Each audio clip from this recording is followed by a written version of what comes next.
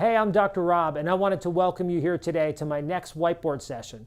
So today we're going to be talking a little bit about the different glands in the body. I get lots of questions about, hey, what's the pituitary do? How do the adrenals work for fat burning? How does the hypothalamus work in this whole picture? So I wanted to answer some of those questions today because a lot of people think that diet and exercise cause you to burn fat and lose weight. And that's actually not true. What diet and exercise do is they stimulate the glands of your body to make hormones that cause you to burn fat. The hormone then talks to the cell and tells the cell to burn the fat. If the glands in your body are damaged, then no matter how much you diet or exercise, those glands are not going to be able to make the fat-burning hormone necessary for you to lose weight and really for you to be healthy. So I just want to cover just a very brief topic today about these glands. I have no intention of making this a boring endocrinological type of, thing. So we're not going to be doing that. I'm going to try to keep it as fun, basic, simple, and educational as possible. So I want to start in the brain because that's where this all begins. And we're going to talk about the hypothalamus gland. So the hypothalamus gland is kind of like the governor of your body. It's constantly taking inventory. And when the calories drop a certain amount, or if the carbohydrate and protein ratios change, your hypothalamus gland senses that, and it sends certain messages through hormones to your pituitary gland. So the hypothalamus gland is the ever-governing, controlling gland. It then sends hormones to your pituitary gland. Your pituitary gland will release hormones like growth hormone, which directly will cause your body to burn fat and make energy. Growth hormone gets released during the first 2 hours of sleep, as well as during intense exercise, like weightlifting, sprinting, anything that's high intensity or causes resistance for the body. If you have adrenal problems, I do not recommend you start with that type of exercise. More on that later. But the pituitary gland also makes a hormone called ACTH, stands for adrenocorticotropic hormone. That hormone stimulates the adrenal glands into making their hormones. So the adrenal glands make cortisol, an energy-producing, circadian rhythm regulating, like when you're awake, when you're asleep, and also fat-storing hormone. The adrenal glands also make DHEA, which is an energy-producing, fat-burning hormone.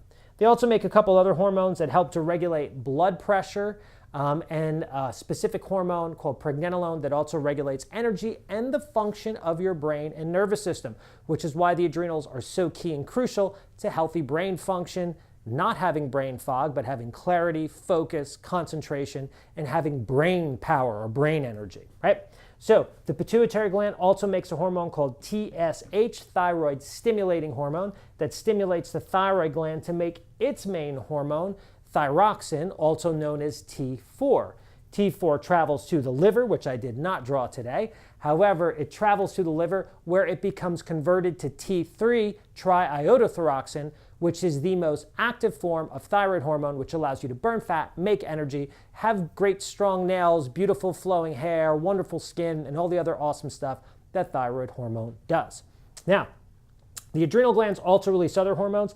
FSH, follicle stimulating hormone, because the ovaries have follicles, and that's what that stimulates, and luteinizing hormone, which also stimulates the ovaries.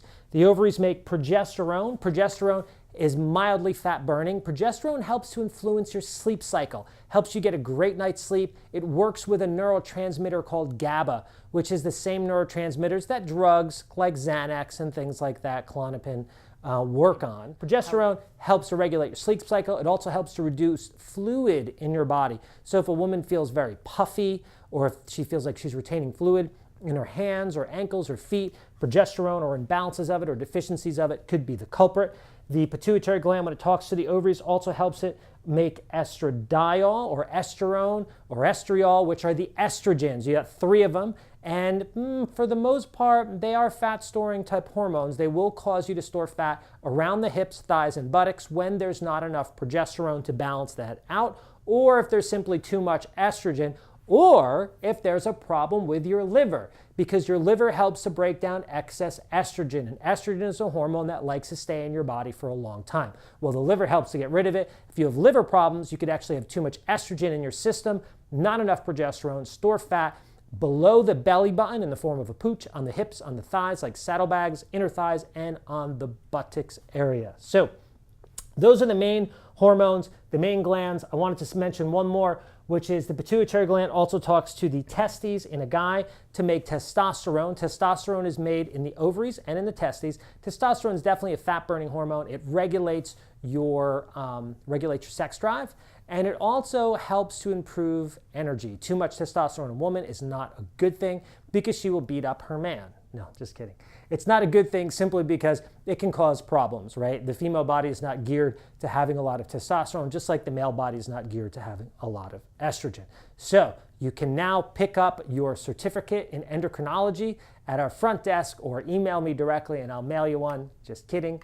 I hope you enjoyed today's whiteboard session. If you did, share it with a friend. Click like if this is on Facebook. Please like us. My purpose is to get you guys this information and for you to enjoy it and for you to share it so we can educate the world on how to be healthier, how to be better, how to just be better versions of ourselves the way God wants us to be. So also, if you're on YouTube, please click subscribe. So subscribe, share, like, whatever the feature allows you to do. Pin it if it's on Pinterest. I don't know. Just give it to someone that needs it. It's been a pleasure talking with you today, and I'll see you at the next whiteboard session.